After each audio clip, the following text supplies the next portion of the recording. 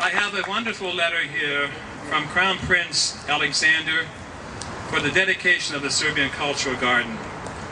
He says, "It was with much pleasure that I learned about the Cultural Park and the outstanding message it sends, a peace through mutual understanding. It is wonderful. Over 30 nationalities are represented in this magnificent park, and I am proud Serbia is one of them.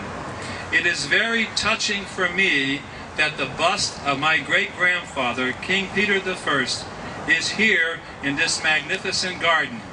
King Peter I was a great king and a Democrat. He had John Stuart Mill's treatises on liberty translated into Serbian. Peace through mutual understanding is what is needed, and particularly during these difficult and challenging times. Together, we can make the world a better place without conflict and misunderstandings. Together, we can generate mutual respect for one and all, a better environment, and a superior world, both politically and ecologically. Serbia is moving ahead and is a young and rising democracy, and it will be a member of the European Union. Serbia deeply values its friendship with the people of the United States.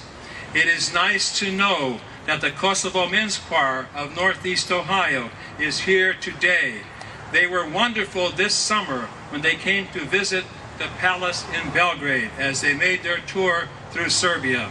I wish to extend my congratulations to my good friend, Alex Machatsky, for having made the Serbian Garden possible and for all of his hard work. I wish everyone peace and prosperity. Thank you, Crown Prince Alexander.